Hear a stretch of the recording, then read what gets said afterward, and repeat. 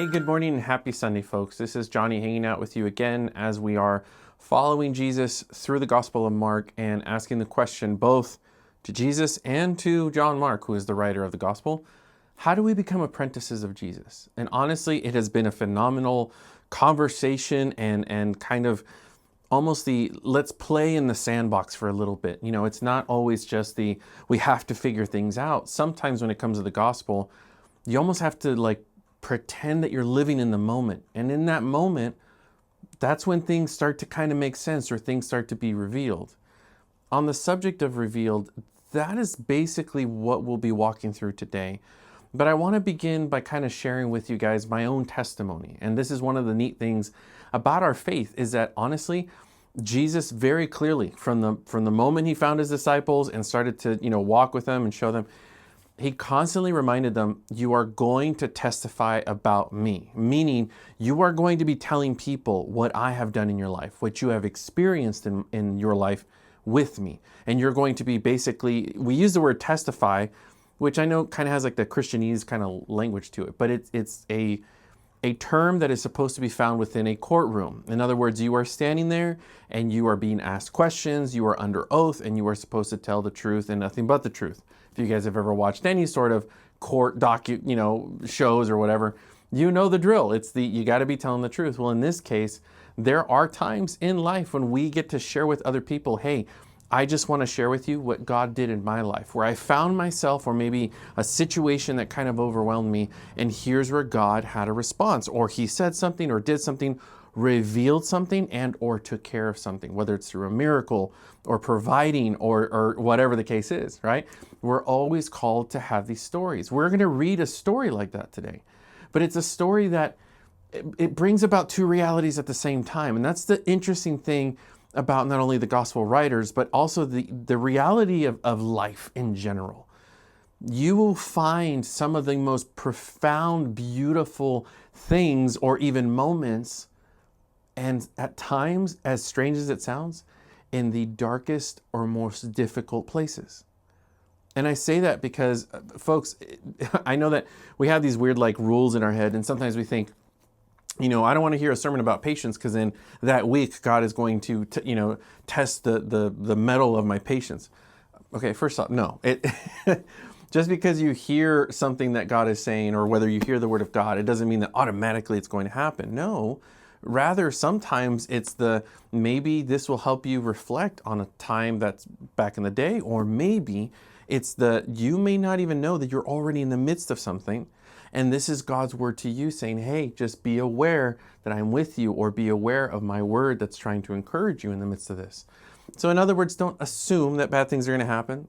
Life is filled. It's to put it in the words of another pastor, a well-known pastor, he said that the good in life and the bad in life are almost like two rails on a railroad. And you're literally in the train and you're going along, and it's not that it's all of a sudden it's bad and then all of a sudden it's good. It's almost like they both happen at the same time. And what God is calling us to is that to find those beautiful, amazing, revelatory moments, even in the midst of the hard stuff. And I will tell you this, that what we're going to learn today deals with that very subject. It's not a very long passage, but I want to bring the depth of what's really going on here. So if you guys have your Bible, I want you to turn to Mark, and we're turning to Mark chapter 6, still in the 6th chapter, but now we're dealing with a very short story, however, very much connected to last week. So if you haven't watched last week's sermon, by all means, go over there, listen to it, or just spend some time within the scriptures reading through the entirety of chapter 6, so you kind of know, where's this whole story going. Our story begins with verse 45 and it goes to 52, and we'll read it together and then kind of piece it together. Immediately he made his disciples get into the boat and go ahead of him to the other side, to Bethsaida, which he dismissed while he dismissed the crowd. After he said goodbye to them, he went away to the mountain to pray. Well into the night, the boat was in the middle of the sea, and he was alone on the land. He saw them straining at the oars because the wind was against them. Very early in the morning, he came towards them, walking on the sea, and wanted to pass by them. When they saw him walking on the sea, they thought it was a ghost and cried out. because they all saw him and were terrified. Immediately he spoke with them and said, "Take courage, it is I, do not be afraid." Then he got into the boat with them, and the wind ceased. They were completely astounded because they had not understood about the loaves. Instead, their hearts were hardened. The word of the Lord. Today, as we venture through with Mark saying, how do we become apprentices? Mark wants to take us to a very dark place, and yet a place where something beautiful and light is about to show. So we have Jesus, and if you guys notice when I started reading that first verse, verse 45, did it seem kind of hurried to you? It's intended to. And the reason why is because 45 really shouldn't be separated from the previous verse and previous story. So let's kind of recap a little of what's going on. If you guys remember, Jesus is hanging out with the disciples. He decides to get them in a boat, which matters because there's a lot of boat movement here. He gets them in a boat. He says, let's go somewhere deserted by ourselves. Go spend time with me. Jesus takes the disciples, but unfortunately, other people saw them, started to run along the shore, found out where the boat was going to land. Boom, they're already there before Jesus and his disciples get there. So already there's this kind of tension. And if you guys remember from last week, they actually land in an area that is very much populated by the Zealots. And who are the Zealots? They were Jewish men that were trained in literally battle. They were trying to get rid of Rome and all things related to Rome. They wanted Israel to be free. So they took it upon themselves, right? Instead of trusting God, they said, we can handle it. God's too busy, I guess. So they would all carry daggers and knives, and they would literally go around assassinating people for the sake of God and for the sake of setting Israel free. This is the area where Jesus shows up, which explains why there is a lot of tension, because these men who end up being fed, 5,000 men are fed, yes. But the majority of those men and the attitude of the people in this region, there's a lot of rebellion going on. A lot of that, like, that we're going to get back at Rome, we're going to, in any moment, blah, blah, blah. So when you have Jesus show up and there's this conversation, is he the Messiah? They're thinking political Messiah. So that's why in other Gospels, they say that they try to seize Jesus and make him king. Who's they, and why are they seizing him? It's the zealot folks. It's the people who want, to place a leader in power so that they can destroy Rome and finally set Israel free. So as you can tell, this is one of those why this whole situation with feeding of the 5,000, although it was an incredible miracle, an incredible story, there is that political tension where it's like, oh, Jesus could be, in fact, he is the next Messiah. Let's just, make him into power, make him a king. And here Jesus does something interesting. There's already that kind of uncomfortableness and that tension, which is why verse 45, as we're reading it, has that kind of like hurried sense, because he is. He's telling the disciples, hey, these people around here are ready for a revolt. They're ready for an uprising. And he's like, I don't need my disciples involved in that. I don't need them getting hurt. I don't need anything. So what does Jesus do? It says urgently. So this is why Mark says it's such a urgent verse, because he's like immediately, it's like hey guys, all right, back up. And he takes his disciples and he tells them, hey, go in and get into the boat. Why don't you guys go head over to Bethsaida? I will meet you there. And the disciples are like, okay, like, yes, we're leaving, probably for our own safety, probably for our, getting away from the tension, But the weird thing is Jesus doesn't go with them. Instead, he stays. He goes, hey, I will take care of this, but you go. And there is definitely a sense of hesitation on the disciples' part, which makes sense because they're like, no, we can't leave you.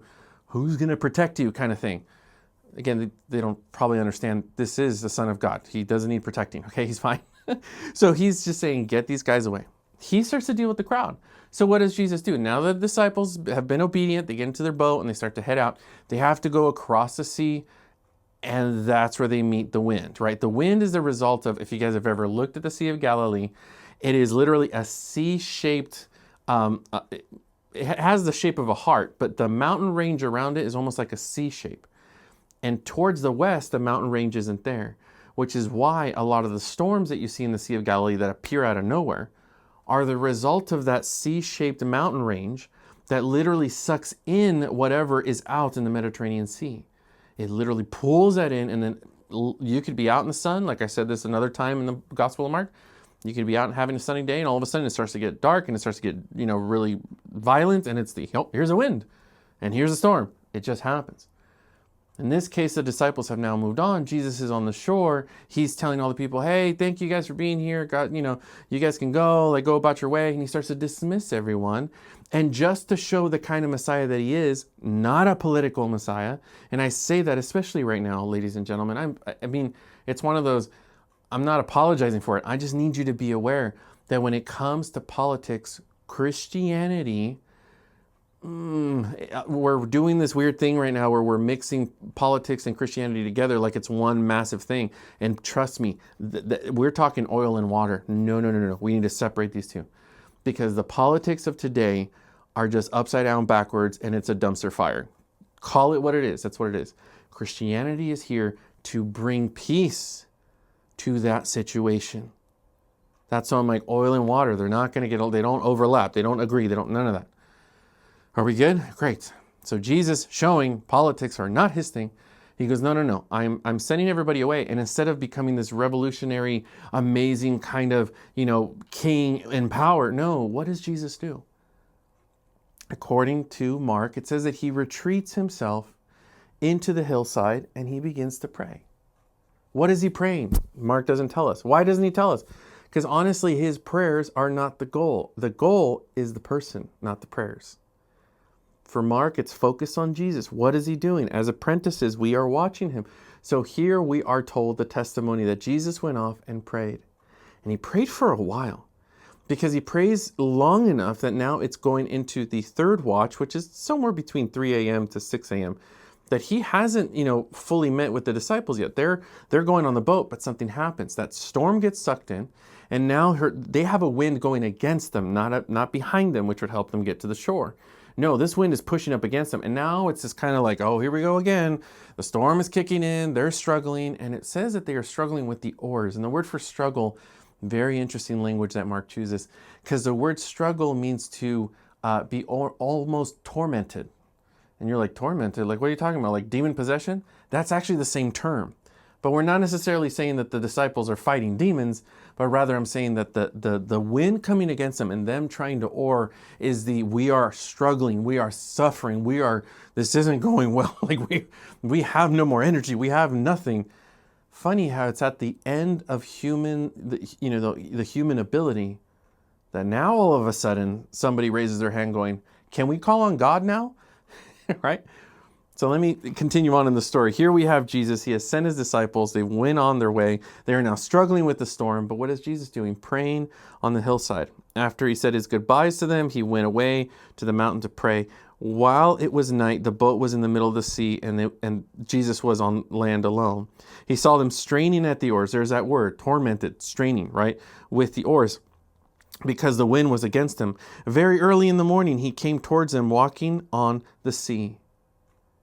And I say that slowly because it matters. It was shortly after this gospel is written, right? And then not shortly after, but long time after. Okay, so this gospel is written, people move on. There was a recent to us movement where they grabbed, this story and empirically were trying to explain things. What do I mean by empirically? Scientifically.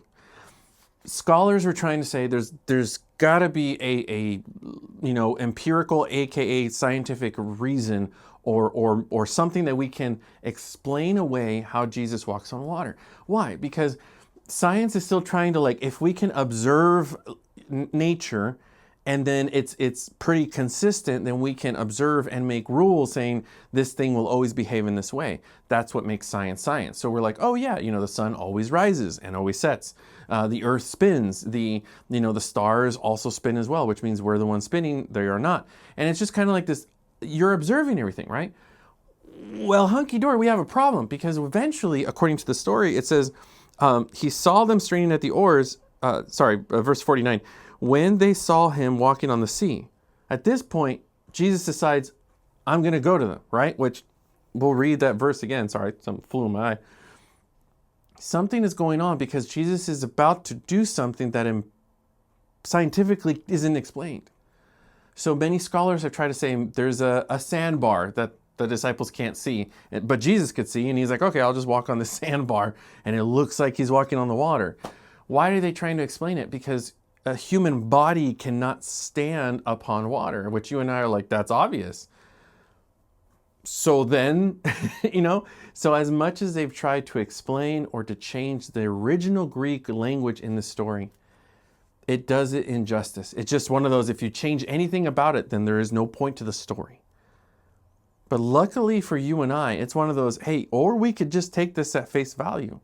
We could say, hey, this is the Son of God. What, doesn't he have the right to just completely change the rules of nature and or science? Yes, he does, folks. He created it. He can do the opposite of what we can observe. And when we see him do the opposite of what we observe, then we can conclude, one, you're obviously above nature. And number two, what we assume is observable, maybe there's more to it, and there's maybe more unobservable realities than we can comprehend. Ooh, that'll preach by itself. So let's keep reading. Here Jesus sees them struggling with the oars. He saw them straining at the oars because the wind was against them. Very early in the morning, he came towards them walking on the sea, which literally means he is walking on top of the water. So as he is walking on the sea, sorry, I lost my place. They thought it was a ghost and cried out because they all saw him and were terrified. The scriptures tell us that Jesus is walking on the water.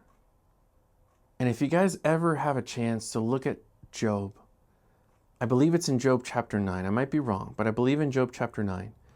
Job describes that God is infinitely powerful, that he is able to do things that we cannot even fathom or imagine.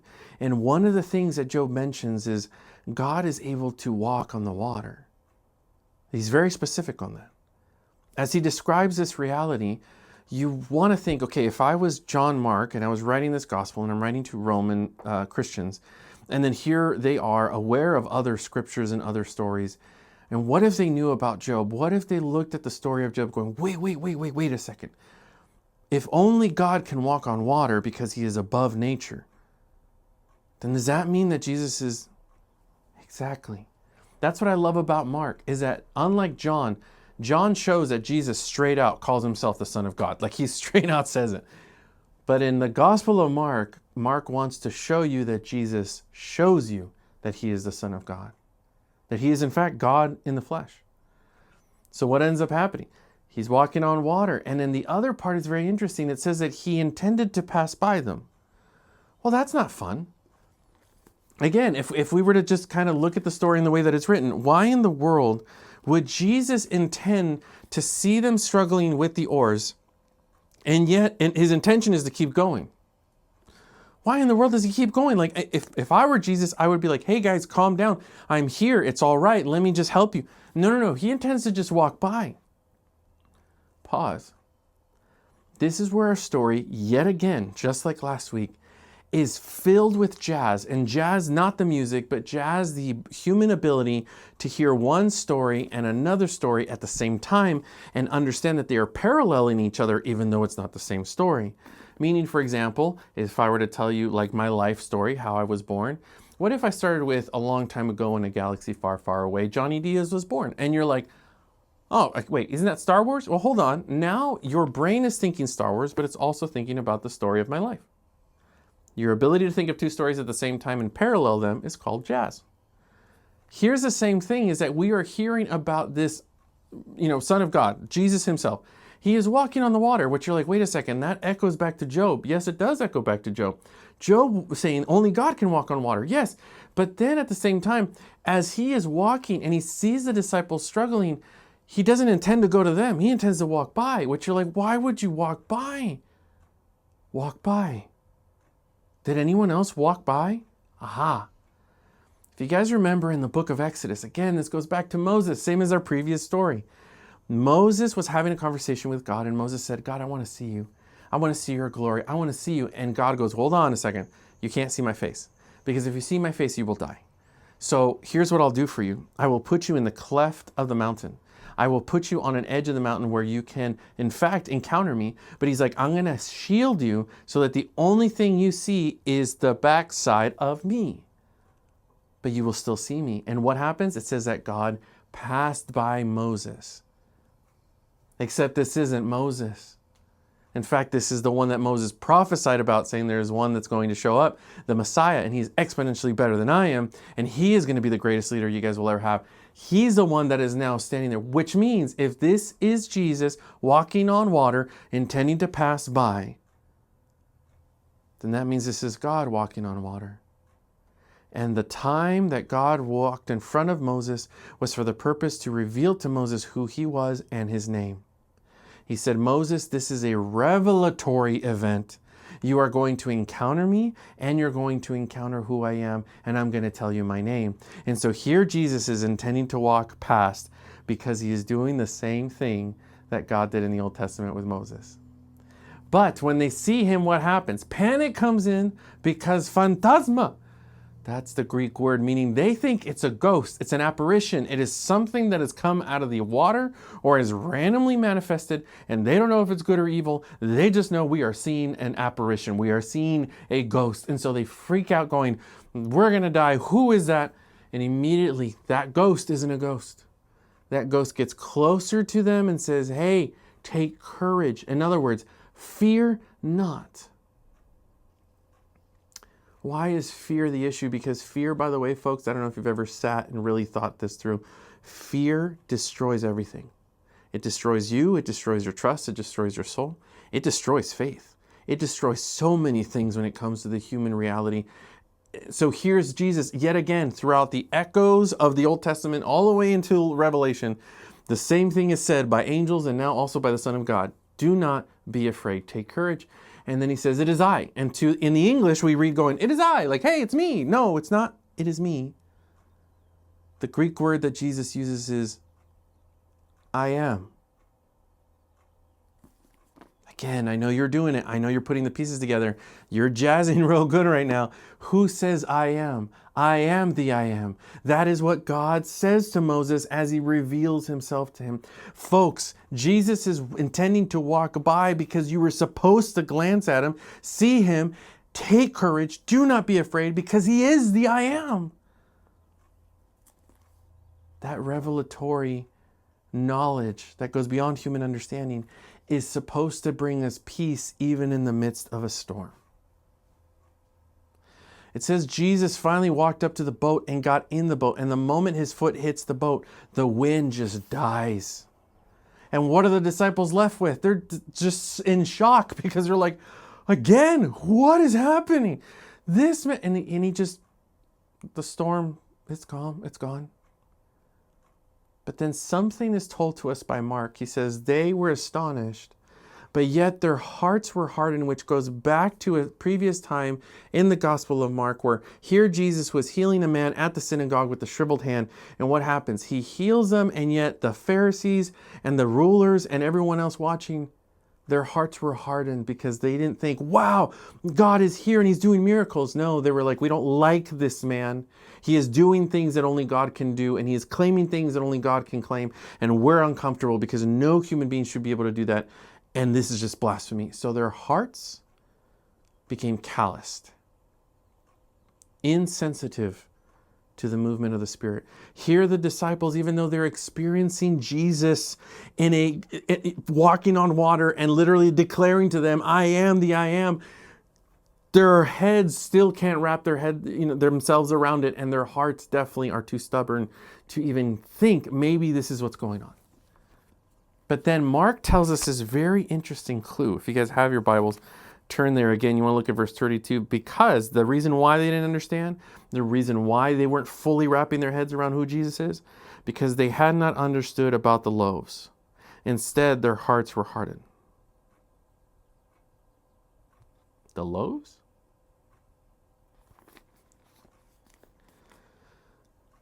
We will find in the Gospel of Mark that bread has a very significant theme.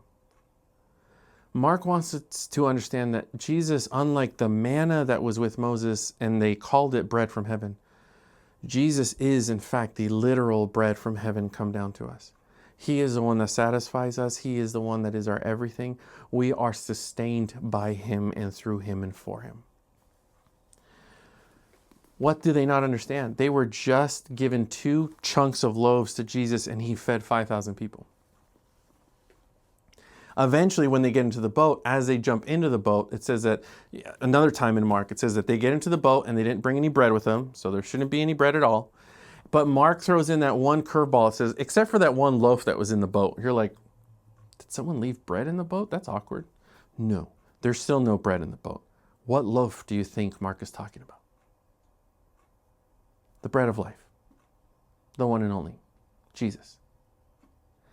That is why Mark says the reason why they didn't understand who Jesus was is because they didn't understand the loaves. The loaves, they didn't understand that he is in fact the bread of life that is now with them. Folks, can we take this to another level? Yeah, sure. That's all about discipleship, right? Can I tell you that it's very interesting that Jesus shows up to them in their darkest moment? Jesus decides to show up and intends to walk by. Not to rescue, but to walk by. So that they could encounter him in a fresh new way, in a way that they haven't extended their imagination to yet. The fact that he is literally saying, I'm going to show them that I am God, yet again, through another means. So he chooses, one, to walk on water, which is a miracle in and of itself. And in two, he just passes them by just like God had passed by in front of Moses. But because of their panic, he gets engaged. And now he's like, okay, and what does he tell them? Flat out, don't be scared. Don't be afraid. I am the I am. And then he calms their storm. I remember I remember many times sitting with my mentor, which you guys know, Bill Doctrum, describing to him maybe some difficult things that I was going on in life, whether it was in college, being freshly married, young parent, or whatever the case is. There are moments in life where I'm like, hey, this hurts, or this is too much, or I feel overwhelmed. And every single time, Bill would always tell me the same thing. All right, lean into it. And it always bothered me because I'm like, lean into it. Why? Who chooses to lean into the pain that we are feeling? Why? Because Bill has lived enough life and he has read enough of the scriptures and has intimately been with Jesus to have these conversations in his own life where he has experienced that in the darkest times, in the most painful times, in the times that we feel like the universe rips into two and there's nothing for us to grab onto and we're just flying down and going all the way to the bottom. It's in those moments, those hard moments, that revelation is the loudest. This is Jesus revealing himself to them and telling and declaring to them, I am God. And when does he choose to do it? When it's the darkest.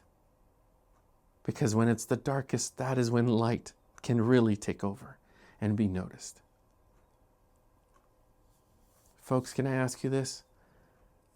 Have you been wasting the hard times in life? Wasting meaning you went through it, it was painful, and then you walked out of it going like, man, that sucked. Like, I don't even know why I went through that. Or as apprentices of Jesus, because life will get hard, life will be difficult, death is doing horrible things, and it affects us, it affects those with the loss, and it on and on and on. Sin destroys, and gossip and just violence and all this, we bash each other online, and on the things go. And as we go through these things, and they're so dark and so painful, are we wasting them, or are we saying, hey, Jesus, it still hurts. It's still difficult. But I don't want to waste it. I want to lean into this because you're going to reveal something about yourself to me in the midst of the pain. I know I'm getting emotional because, folks, I've been through it myself. In the midst of the hardest pains in our lives, we see Jesus show up with his grace and his love and his mercy, and at times a shalom and a peace that goes beyond human understanding. And when he shows up in those moments, you're just like, oh my goodness, thank you. Thank you, because I can have a moment of sanity, a single moment of trust. I can have peace. I can have assurance that even if I lost it all, interesting that we're looking at Job 2, even if I lost it all, I still have you, God, and that is more than enough. So folks, I want to encourage you, if you're going through a hard time, please don't be afraid. He is the I am. Let him sit in the boat with you and watch him calm the storm. He is our bread of life. Grace and peace be with you. This is the way. We'll see you guys.